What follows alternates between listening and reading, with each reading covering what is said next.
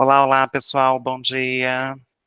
Boas-vindas a todos e a todas ao nosso Bom dia. evento. Bom Bom dia. dia, bom dia. Bom dia. Começando aí no nosso horário, 2 minutinhos. Outras pessoas vão se juntando durante o evento, respeitando aí a nossa pontualidade.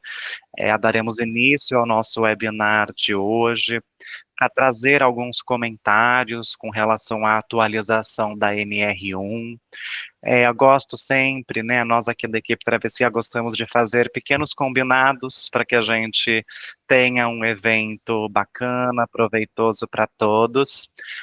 O conteúdo, ele será compartilhado posteriormente com vocês. Essa sessão, ela está sendo gravada, então informo que ela está sendo gravada para disponibilização para todas as pessoas inscritas no evento. O acesso será disponibilizado até o final do dia de hoje. Aqui é um ambiente seguro e confiável, é um ambiente de aprendizado para que a gente possa também ter trocas e interações. Fiquem muito à vontade para utilizar o chat. Teremos alguns momentos mais oportunos para a interação no microfone e temos aí uma agenda de 60 minutos.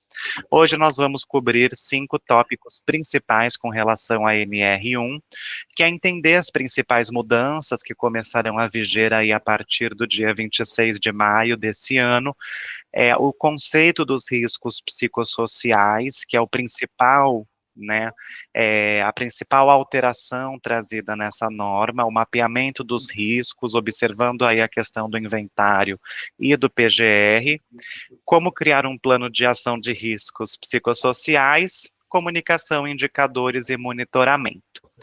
Apresentando a equipe Travessia que está aqui hoje, eu vou começar o evento. Me chamo Vini Michelucci, meus pronomes são ela, dela, sou sócia da consultoria.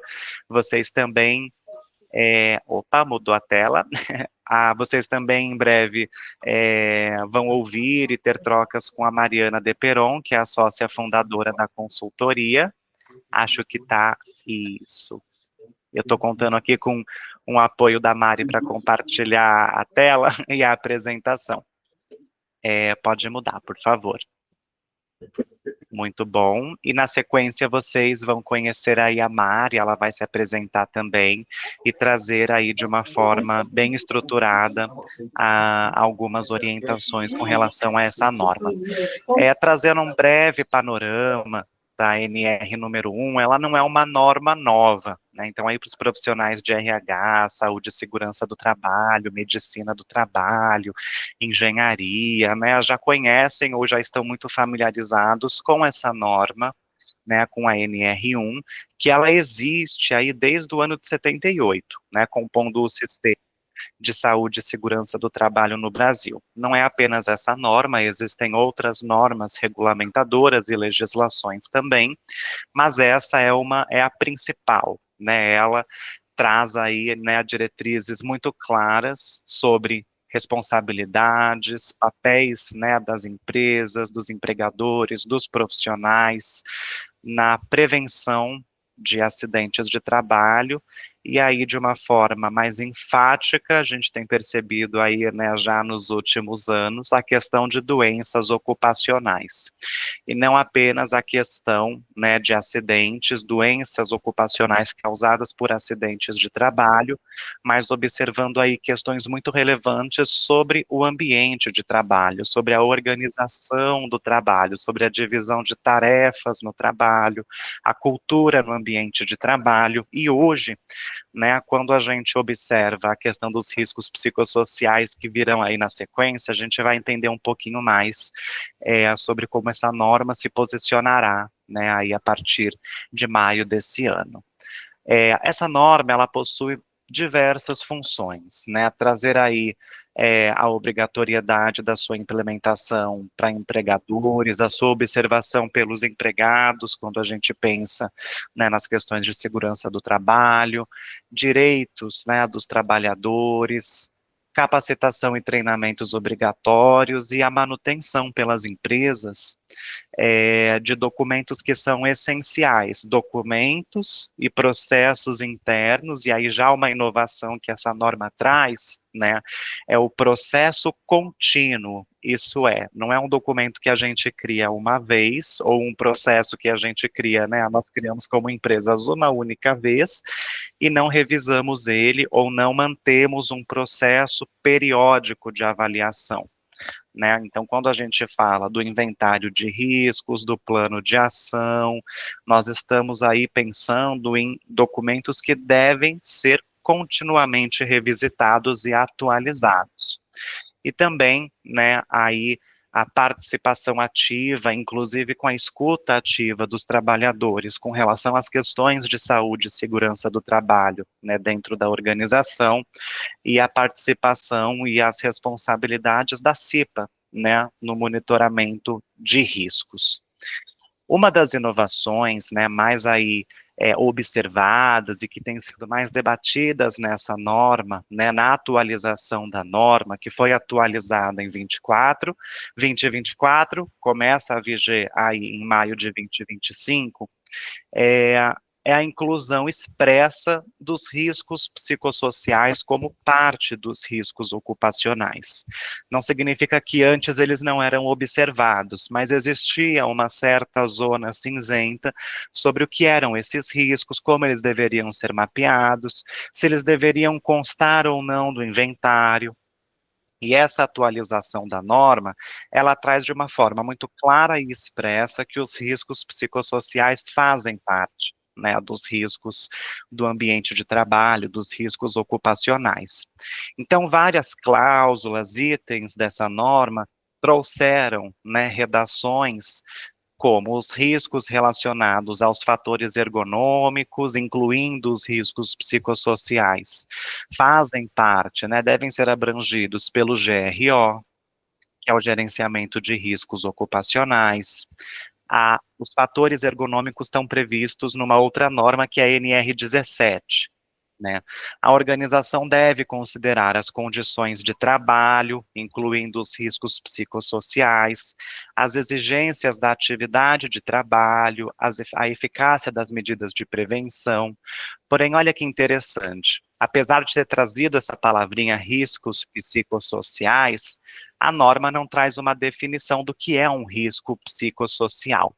Então, o que a gente pode, né, entender e estabelecer aqui, para a gente aprender e entender como aplicar na prática, né, usando entendimentos que vêm do Ministério do Trabalho, da Organização Internacional do Trabalho, pode avançar, para a gente entender o que são, né, aí os fatores, os riscos psicossociais, a gente pode defini-los como as características inerentes às condições e organização do trabalho que afetam a saúde dos indivíduos. E olha que interessante, não apenas a saúde física, processos fisiológicos, mas também processos psicológicos. Então, os riscos psicossociais, eles vão aí ser resultado da interação do profissional, das condições de trabalho, das suas condições de vida, dentro daquele ambiente de trabalho. Para a gente trazer como exemplo, né, trazido aí pela Organização Internacional do Trabalho, que pode ser um risco psicossocial no ambiente de trabalho. A gente trouxe uma tabelinha exemplificativa, né, para que a gente possa trazer uma materialidade, né, para essa definição. Tarefa monótona. Então, existem certas atividades profissionais que têm uma tarefa repetitiva, uma tarefa que muitas vezes não é, envolve. Opa, o Newton comentou que o áudio está falhando. Ah, muito bom. Provavelmente vai estabilizar agora, qualquer coisa eu troco de microfone, para garantir aí a qualidade do áudio. Obrigada por avisar. Então, se a gente pensa num risco, tarefa monótona, um exemplo prático, atividades repetitivas.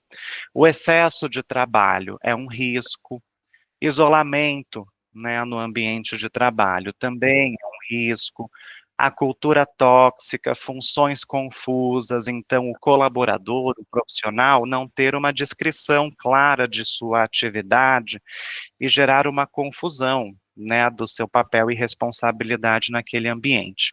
Isso são riscos que também são mapeados hoje dentro dos ambientes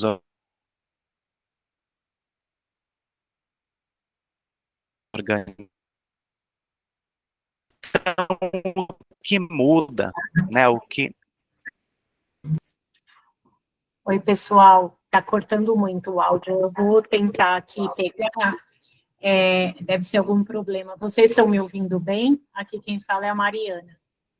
Então tá ótimo. Sobre os riscos psicossociais, eu continuando aqui o que a Vini estava trazendo, a gente não tem, né, uma definição trazida especificamente pela NR1. Então, como que a gente tem que atuar aqui?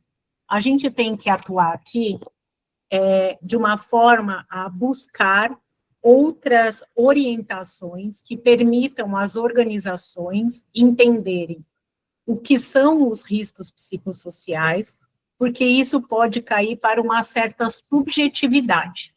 Então, aqui, nós quisemos aqui trazer o que é risco psicossocial mais comum, de acordo com a definição da OIT, né?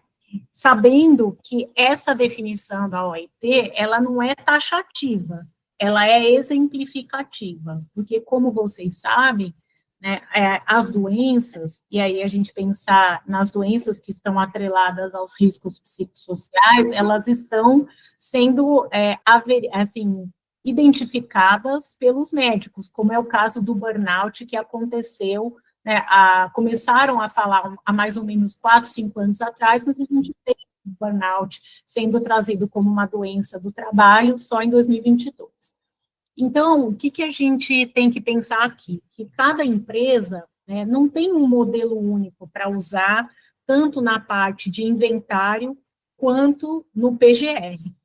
Cada empresa vai precisar realizar o seu diagnóstico com base na sua realidade. E sempre observando o quê? Um grupo, né, de pessoas que devem atuar normalmente nessas questões, que não é só o engenheiro do trabalho, não é só uma psicóloga, não é só um psiquiatra, né? É um grupo de pessoas que vão ter aí um conhecimento holístico e complementar. Tá? Então, como que nós podemos pensar a inclusão dos riscos psicossociais no PGR?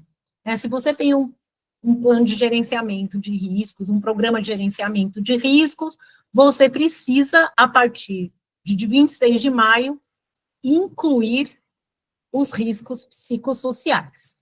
Então, vamos aqui ter uma premissa do nosso trabalho. Eu gosto muito de trazer premissa para a gente poder começar de algum lugar, tanto a nossa conversa aqui, como também a questão do PGR, né? Então, de acordo com os entendimentos do Ministério do Trabalho e de outros profissionais que atuam nessa área, é importante que vocês considerem, pelo menos, os fatores que estão listados na parte 5 da lista de doenças relacionadas ao trabalho, da LDRT, tá? Sob pena do programa ser considerado incompleto. Entre os fatores que estão ali identificados e listados, nós temos a questão da violência, o assédio moral sexual, e aí violência física ou psicológica, e também discriminação. Então, o que nós recomendamos a vocês é que vocês busquem a parte 5 da LDRT, que é essa lista de doenças relacionadas ao trabalho, e vocês comecem por aí. Como que a gente faz esse mapeamento? Então, a gente tem aqui uma fase de preparação, que é criar mesmo um ambiente bem favorável para se realizar o mapeamento. Você precisa envolver as lideranças e as áreas estratégicas, né? Esse tema é um tema que tem que estar na alta liderança isso tem que estar num contexto, né, das pessoas que tomam decisão no dia a dia, envolvendo também a área de gente gestão ou recursos humanos, o SESMIT, a CIPA, se tiver, o jurídico e a liderança direta das pessoas. É muito importante que nessa preparação, vocês informem os trabalhadores e os colaboradores sobre esse mapeamento, garantindo sigilo, ética e não retaliação. Por quê? A gente precisa usar ferramentas que nos permitam mapear os riscos psicossociais. Mesmo que você parta da lista, né, de doenças relacionadas ao trabalho, ainda assim você vai partir de um lugar que você tem que identificar os fatores, as áreas, o que está acontecendo. Então, nós vamos falar disso passo a passo. Então, a primeira questão aqui, né, quando a gente fala de identificação, é mapear situações de trabalho que possam causar o quê? Estresse, esgotamento, adoecimento mental e emocional. Os riscos psicossociais, eles não são visíveis, como um EPI que está faltando, uma escada quebrada, algo que a gente sabe que gera um perigo e que, por consequência, um risco para a empresa. Então, a gente tem que pensar que os riscos psicossociais, eles se manifestam onde? No ritmo de trabalho acelerado, na falta de apoio, nos conflitos silenciosos, em questões relacionadas à cultura da empresa, quando a gente pensa em questões de discriminação, assédio, moral, sexual, né? E o clima intenso ou até mesmo inseguro. A melhor forma da gente identificar fatores psicossociais é ouvindo as pessoas que estão dentro da nossa empresa ou da nossa organização. Quando a gente fala dessa identificação, existem algumas ferramentas. Quando a gente faz os diagnósticos aqui, estamos fazendo os diagnósticos, a gente normalmente faz um mix dessas ferramentas. Qual é a primeira ferramenta que se utiliza? Pesquisas anônimas. Perguntas objetivas, muito claras, sobre carga de trabalho, cultura organizacional, apoio de liderança, e saúde física e mental das pessoas, tá? Então, é muito importante aqui que essa parte quantitativa seja utilizada para que esse mapeamento seja um mapeamento seguro que te dê, efetivamente, subsídios para você criar o PGR. Quer dizer, para você adicionar a questão dos riscos psicossociais no seu PGR, tá? Outra coisa que é muito importante, né, que você pode escolher, pode ser rodas de conversa ou até mesmo entrevistas individuais. É muito importante porque você vai conseguir coletar aqui informações mais qualitativas, né, com muita escuta e acolhimento, para você poder observar, normalmente, situações sensíveis que geram alto risco para as empresas. Tá? Então, aqui, se você quiser começar só com a parte quantitativa, já é algo muito bom. Complementando com a parte qualitativa, eu diria que você vai estar fazendo um trabalho bem completo. O que é importante? Algumas empresas ainda não têm canais de denúncia, canais de relato, então é muito importante que, nesse momento, você crie um canal, um grupo de pessoas, né, pode ser, que tenha diferentes funções dentro da empresa, um canal seguro de escuta contínua. Além, obviamente, dessas ferramentas, quando você trabalha num ambiente que tem uma cultura de confiança, as pessoas acabam compartilhando percepções sobre um ambiente de trabalho, porque elas sabem que elas podem falar, que vai ser garantido a elas o sigilo e o anonimato, que existe um acolhimento real. E o mais importante disso aqui, né, que existe um endereçamento dessas questões com o intuito de solucionar, né? Depois, no final, a gente vai responder as perguntas, eu estou vendo aqui das avaliações, mas a gente vai trazer essas respostas sim, com certeza. Depois disso, né, que você tem ali o relatório desses mapeamentos, que podem ser quali e quanti, você vai começar a entender as situações de trabalho né? Você vai organizar situações de trabalho e você pode usar essa organização que nós estamos trazendo aqui por categorias. Primeiro, você pode elencar organização do trabalho. Você pode ter um outro item, que são as relações interpessoais. Você pode ter um outro item que trate da cultura organizacional. E, por fim, né, os conflitos interpessoais, né, não só os interpessoais, desculpa, mas os conflitos relacionados à vida e à vida profissional e à vida pessoal. Quando você for fazer essa descrição dos fatores psicossociais, né, use descrições claras e objetivas, sabe? Não exponha pessoas. Então, vamos dar um exemplo. Relatos indicam dificuldade de acesso a lideranças diretas. Há casos de assédio sexual envolvendo a área comercial. Relatos, né? Relatos de assédio sexual. Há questões de assédio moral envolvendo a liderança direta da área financeira. Não diga quem falou, não traga isso. Sempre use descrições claras e objetivas para não expor as pessoas, senão você está afetando, né, esse clima de confiança. Quando você estiver fazendo esta coleção, né, este tratamento dos dados que você obteve por meio do mapeamento, você pode utilizar um quadro de recorrência. O que é um quadro de recorrência? O tema que foi ali trazido, a frequência que esse tema foi trazido e a área em questão. Use sempre uma linguagem neutra e acolhedora na descrição dos riscos, evitando julgamentos ou termos que possam causar algum tipo de resistência, né? A descrição dos riscos, ela precisa refletir fielmente a escuta que foi feita com o time. Essa é a ponte que você vai ter entre o diagnóstico e depois do que nós vamos falar do plano de ação, tá? Então, aqui, basicamente, organize os fatores identificados no seu mapeamento por categorias. Isso vai permitir com que você possa fazer um inventário dos riscos psicossociais e também o plano de ação, tá? Isso é muito importante quando você tiver nesta fase.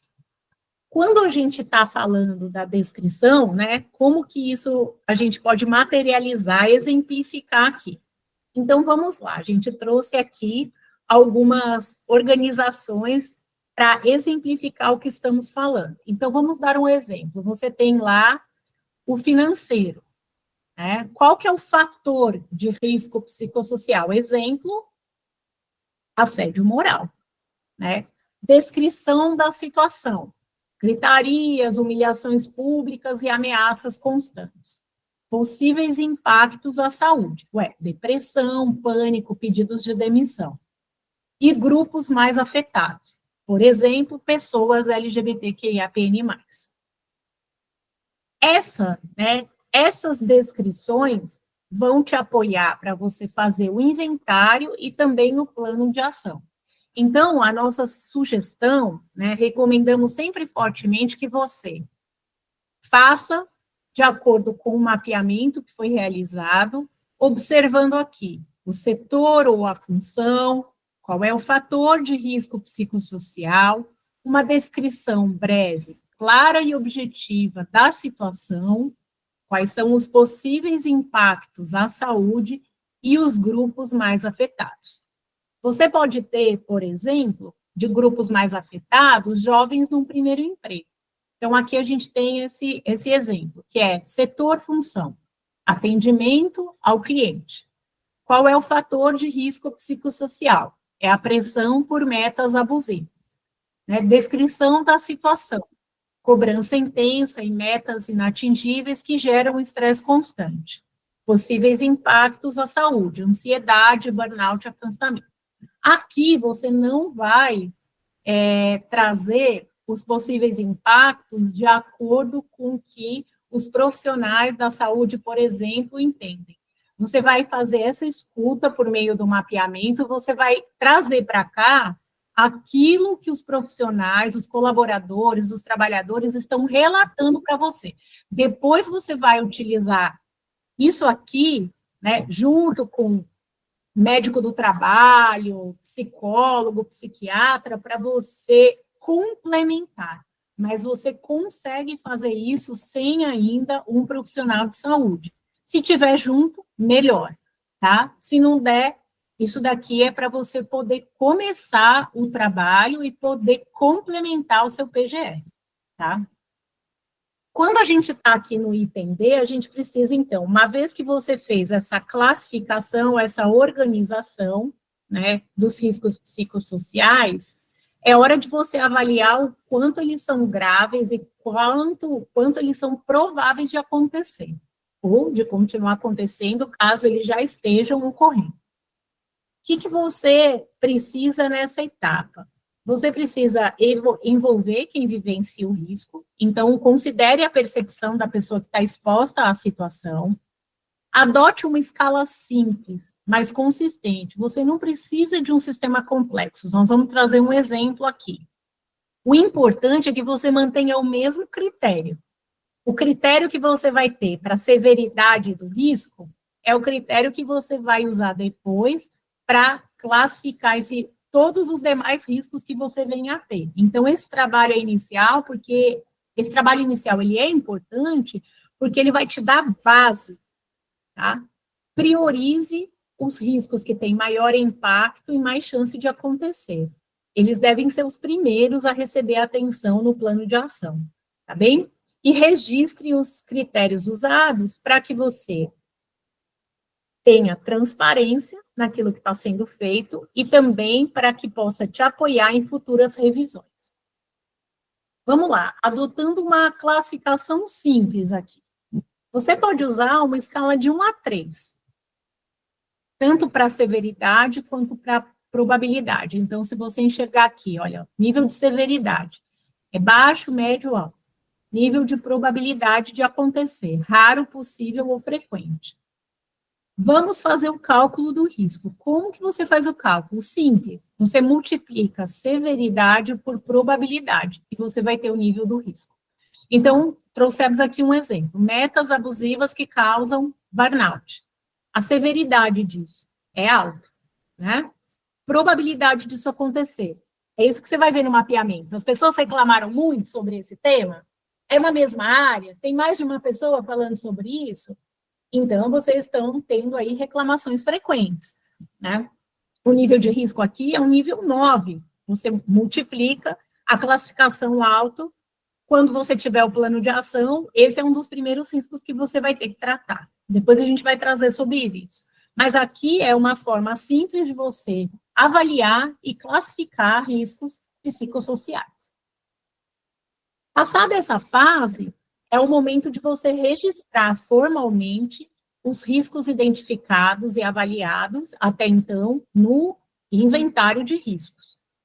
Esse inventário tem que conter minimamente a descrição do risco, a fonte, né, a causa, o grupo de trabalhadores expostos, as consequências possíveis, medidas preventivas existentes, se houver alguma ou algumas, o nível de risco, que é aquilo que nós falamos, e a necessidade da ação.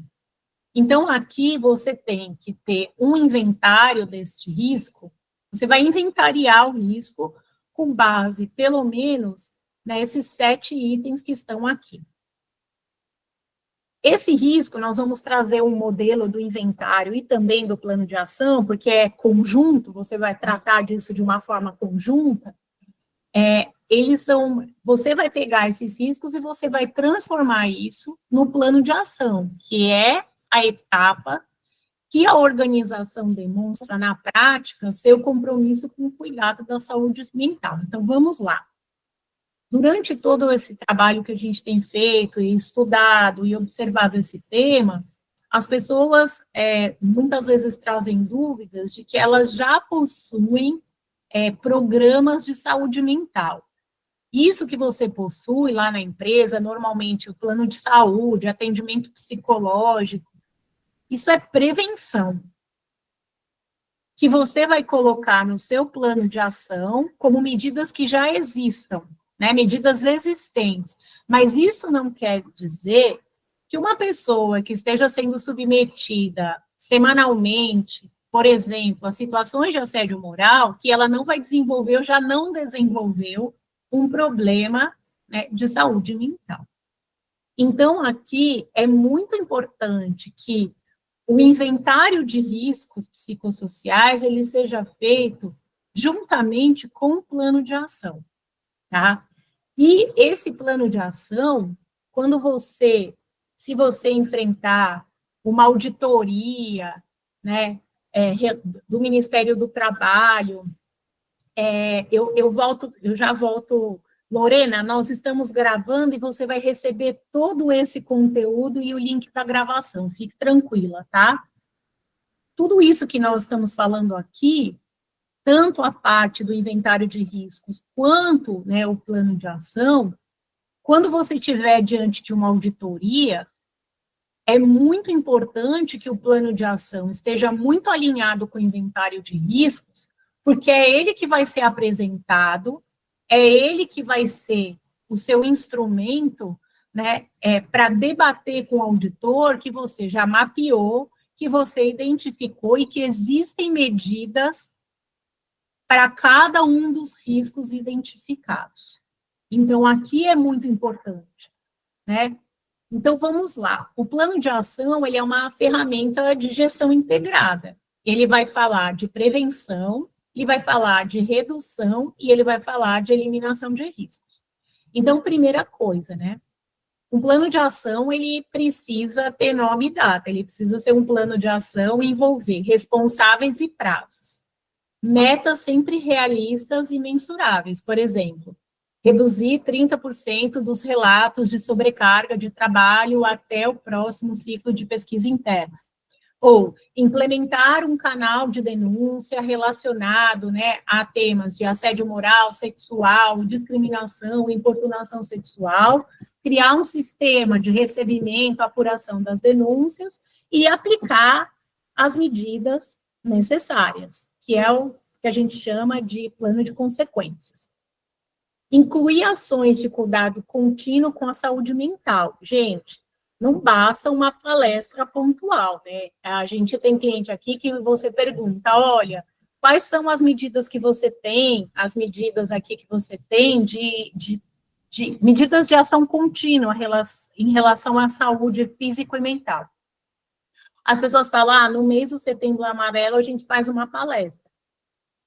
Então, assim, isso não é suficiente, né? Você precisa criar políticas, escuta, pausas e ações permanentes. Né? Também não adianta você falar, né, que você cria ações que combatem sintomas, né? Então, falar, a gente tem um grupo de yoga, um grupo de corrida, isso daí, entendeu? A pessoa que está em sofrimento mental, ela não tem nem forças para fazer exercícios físicos, muitas vezes, né? Então, a gente sabe que essas questões são questões bem profundas. Então, a gente precisa incluir as ações de cuidado contínuo como algo relacionado à prevenção, e não algo relacionado à causa estrutural do problema.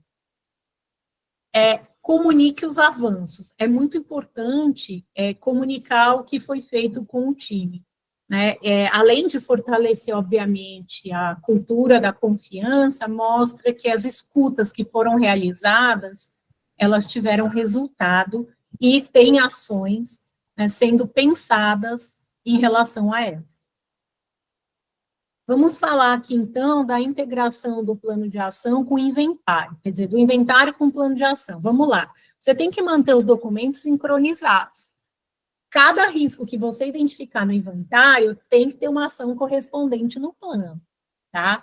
Você pode usar códigos ou as IDs de risco, né, identidade de risco, você pode ter uma sigla, isso vai facilitar a conexão entre o inventário e o plano de ação, evitando confusões, né, evitando má interpretação. E aí você tem que centralizar esses documentos numa plataforma acessível para que todas as áreas envolvidas tenham, obviamente, possibilidade de consulta e atualização. E também você inclui prazos e responsáveis no inventário e no plano. Isso, inclusive, porque facilita as auditorias, tá? Mantenha sempre aí o seu time super atualizado sobre essas questões, e também um time, né, que seja um time que compreenda pelo menos pessoas do RH, jurídico, SESMIT, a CIPA, se houver, e lideranças, para que você, antes de oficializar, tenha, né, o consenso das pessoas e todos estejam na mesma página. Então, vamos aqui pensar no inventário, olha. Vocês vão ver aqui que a gente assinalou em azulzinho para poder fazer o exemplo, a correlação lá no plano de ação. Então, aqui é o inventário. Temos aí o setor, temos o fator de risco psicossocial, temos a descrição da situação, os possíveis impactos à saúde e a classificação, né, desse risco psicossocial. Vamos pegar o primeiro aqui, que está grifadinho em azul, que é a questão do financeiro, assédio moral, né, gritarias, humilhações públicas em reuniões, possíveis impactos, depressão, pânico, evasão, e a classificação é alta. Então, olha o inventário. Aqui está o plano de ação. Então, eu tenho assédio moral em reuniões, a classificação é alta. Qual é a ação proposta pela empresa? Revisar a política, promover uma campanha interna, realizar treinamento individual com o gestor, e aplicar penalidades em caso de reincidência. Qual é o responsável? É o jurídico e o RH. Qual é o prazo para essa ação? 30 dias. Qual é a forma de verificação? É uma política atualizada, a campanha realizada e um registro de que o treinamento foi feito e, no caso da penalidade, que ela também foi aplicada. Ah, mas a gente não tem política, então você tem que criar. Às vezes não é uma questão de revisar. Você não vai ter o PGR é um documento escrito, né? Então, você vai ter o PGR, você vai ter dentro desse PGR o plano de ação, pode ser que o plano de ação seja a criação de código de conduta ou revisão do código de conduta. Pode ser que a questão do assédio moral, né, não esteja claramente identificado, por exemplo, dentro do Código de Conduta, que não tenha uma política a respeito, então você vai ter que criar. Por isso que a gente traz que esse é um trabalho coordenado, não é só imagina vocês, né, eu sou advogada de formação, eu nem me apresentei, porque eu vim aqui ajudar a Aline, que estava com um problema no áudio, mas eu sou advogada, então imagina você dá um plano de ação para uma pessoa, por exemplo, que é da área médica, da área de saúde, né? Ou que aí tudo bem, a pessoa vai conseguir colocar e te ajudar na definição dos riscos psicossociais e nas doenças que podem estar atreladas. Isso ok. Mas quem que vai te ajudar a entender se você precisa de uma política, se você precisa de uma revisão de uma política, se você precisa ajustar o seu código de conduta e ética? É um trabalho que envolve diferentes conhecimentos, né? Por isso que eu falo que esse é um assunto que precisa ser tratado de uma forma holística. Vamos olhar ali, eu vou voltar aqui para a gente olhar num outro risco, que é o de baixo, do comercial. Então, fator de risco aqui, metas abusivas. Qual é a descrição da situação?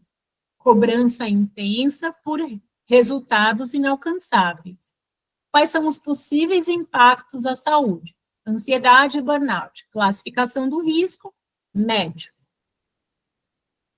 Quando vocês olham aqui na linha de baixo, que está metas abusivas no comercial, qual que é a ação proposta? Redefinir metas com base em dados realistas. Quem que é o responsável? Então, diretoria comercial. Qual é o prazo? 15 dias. Qual é a forma de verificação? Nova política de metas publicada. Por que a liderança precisa estar muito próxima desse trabalho relacionado a fatores de riscos psicossociais? Porque muitas ações propostas precisarão do envolvimento / validação da liderança.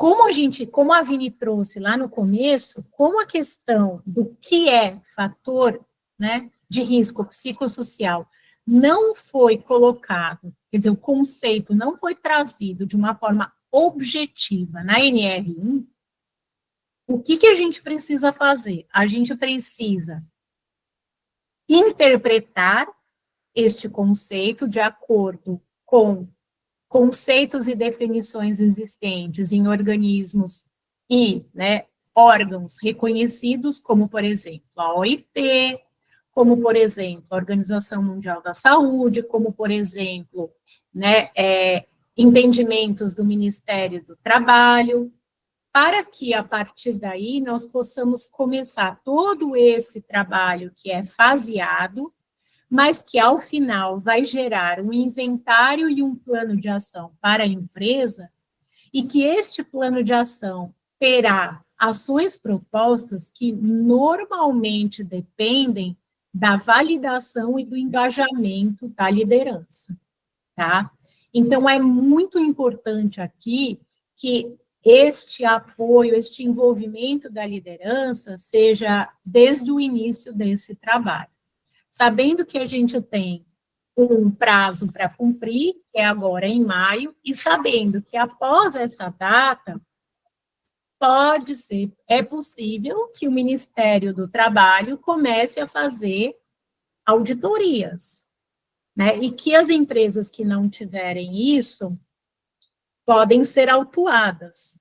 Então, também tem uma coisa que eu acho muito importante, e eu sempre trago esse aprendizado dos meus gestores, das minhas gestoras, que é assim, a gente precisa fazer um trabalho que pelo menos seja bom, e que depois a gente possa aprimorar, porque perfeito ele não vai ficar na primeira edição, não exija isso de vocês.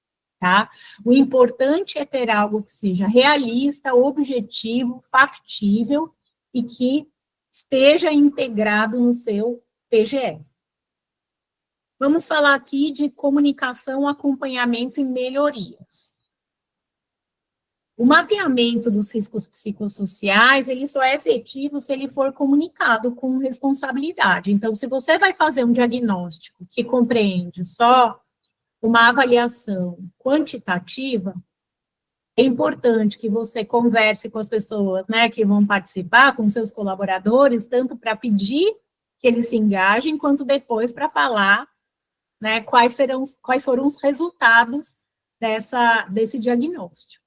Né? Então, é muito importante que a gente comunique, né, e que as pessoas tenham ciência de que esse tema, né, além, obviamente, das inovações da NR1, que esse tema vai ser cuidado e que há ferramentas e instrumentos que trazem explicações, ações relacionadas a isso. Isso vai facilitar depois a parte de monitoramento e atualizações do seu plano de ação e do inventário, tá bom?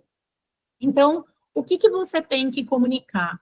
Um resumo dos riscos que foram identificados, obviamente sem expor nome ou caso específico, as principais ações planejadas e os prazos, o compromisso da liderança com esse cuidado contínuo e espaços abertos para dúvidas, sugestões e feedbacks. Quais são os canais para você comunicar isso? Bom, reuniões de equipe, comunicado interno, encontro com lideranças, publicação em painéis, né, que você tenha espalhados na empresa, e uma fala institucional das lideranças, reforçando a seriedade desse tema.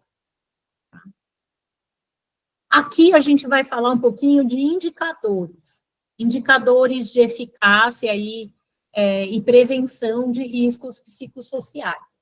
Quer dizer, você vai ter o quê? Um inventário, você tem um plano de ação e você tem que ter indicador, certo? Vamos pensar aqui, né, em indicadores de saúde ocupacional. Então, números de afastamento por CID, aqui, CIDEF. Redução ou estabilidade de quadros de adoecimento mental relacionados ao trabalho, fonte, né? Aí você vai obter lá os relatórios do CAT, INSS e do SESC. Vamos dar um caso aqui, frequência de absenteísmo por causas emocionais, melhoria do bem-estar geral, né, uma redução do absenteísmo por causas emocionais, através do quê? Relatórios do RH. Então, você vai ser capaz aqui, dos indicadores, de observar melhorias, ou não, né? Mas você tem que colocar esses indicadores para te ajudar, inclusive na parte de monitoramento e aprimoramento do plano de ação e do inventário, e, obviamente, do seu PGR. Indicadores de clima organizacional.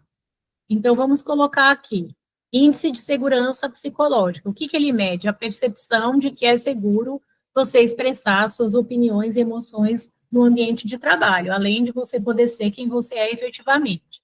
Então, qual é a fonte? Pesquisas de clima, diagnósticos que você faça, tem pesquisas de diversidade, equidade e inclusão que mapeiam isso.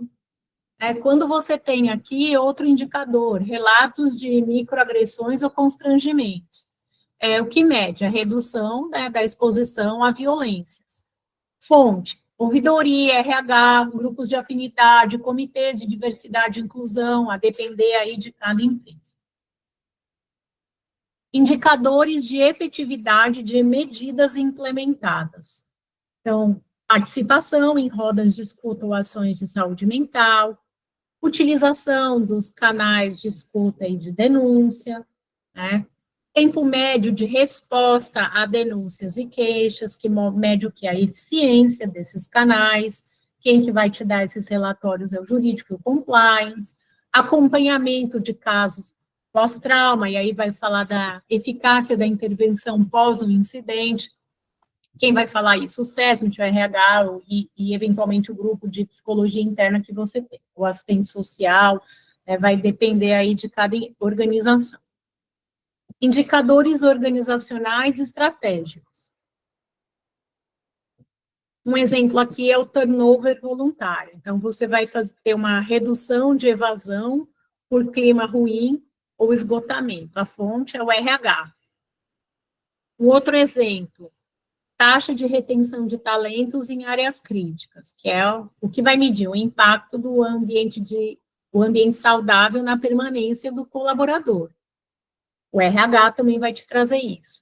Aí a gente também tem aqui outros indicadores, como a inclusão de ações de saúde mental no planejamento estratégico, evolução de metas de diversidade e inclusão que tenham foco em bem-estar, e aí você tem fontes diversas aqui, como nós trouxemos como exemplos. A NR, ela exige que o seu PGR, ele seja revisado sempre que houver mudança nos riscos, nos processos ou na organização do trabalho. Isso vale expressamente para os riscos psicossociais, que são dinâmicos e que são influenciados por fatores internos e externos. A gente teve aí os casos, por exemplo, quem vivenciou aqui bem esse tema, por exemplo, de burnout, que começou a surgir na época do Covid e no pós-Covid. Vocês se lembram disso? Então, nesse caso, você tinha fatores internos e fatores externos, né? Os riscos psicossociais, eles têm esse dinamismo, né? Por isso que a gente nunca pode pensar num rol taxativo, em algo que seja uma lista fixa de riscos. Ele é um rol exemplificativo, né, porque tem uma questão da evolução mesmo. E aí a gente está falando do clima, da cultura, da estrutura, e aí eu estou falando de fatores externos e internos, né, dos fatores relacionados à saúde física e mental, tá bom?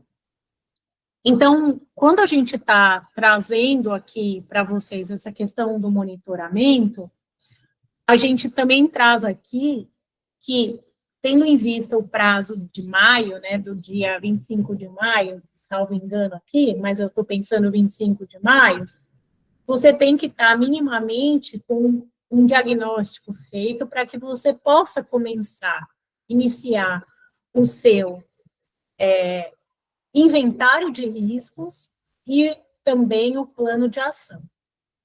Lembre-se sempre de que antes feito do que perfeito. Não tem um modelo, né? O Ministério do Trabalho não trouxe isso, ele está para publicar algumas recomendações. Cada empresa vai ter que fazer o seu, né, quando a gente fala fazer essas alterações no seu PGR para incluir os fatores de riscos psicossociais, e óbvio que para você começar esse trabalho, você tem que partir de algum lugar que colete dados e evidências. Porque não adianta você fazer um inventário com base no que você acha ou com base, assim, em 2 ou 3 relatórios da área de recursos humanos ou ainda alguns relatos que venham da CIPA ou do SESC. Não adianta.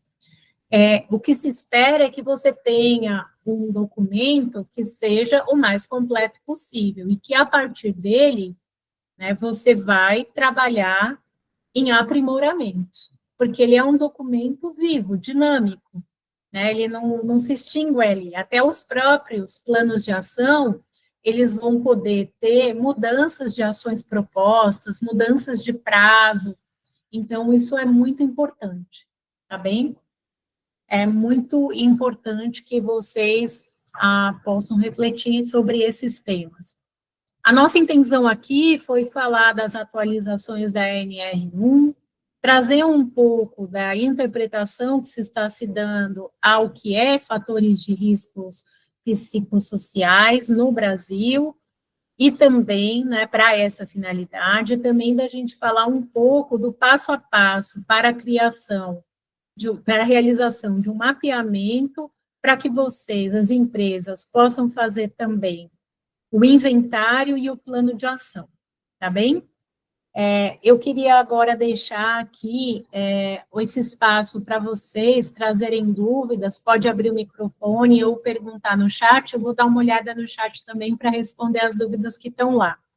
Eu vi que teve uma pessoa aqui com dúvidas sobre o cálculo, eu vou voltar no slide, embora a gente vá fazer isso, o cálculo que a gente falou da classificação dos riscos, ele pode ser um cálculo simples.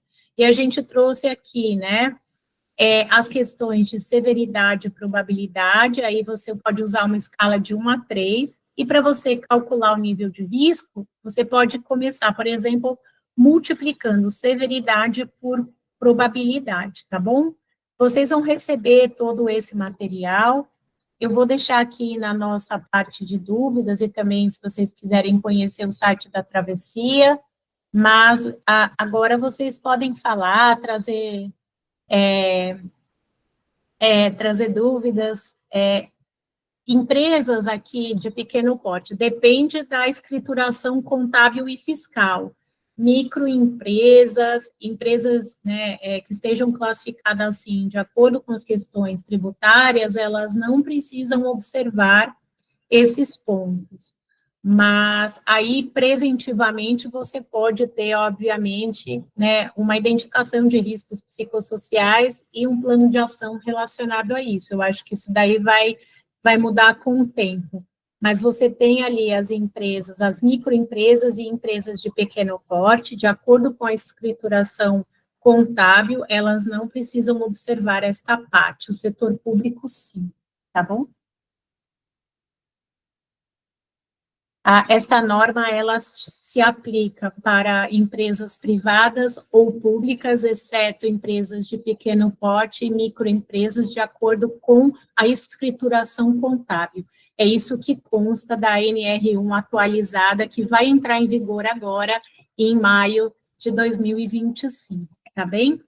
Eu vou deixar para vocês, se tiver mais alguma dúvida, algum ponto, vocês quiserem trazer, nós vamos disponibilizar essa gravação aqui, mas assim que ela ficar pronta e com o material. Eu vi aqui, eu vou responder, então, as dúvidas, tá? Existe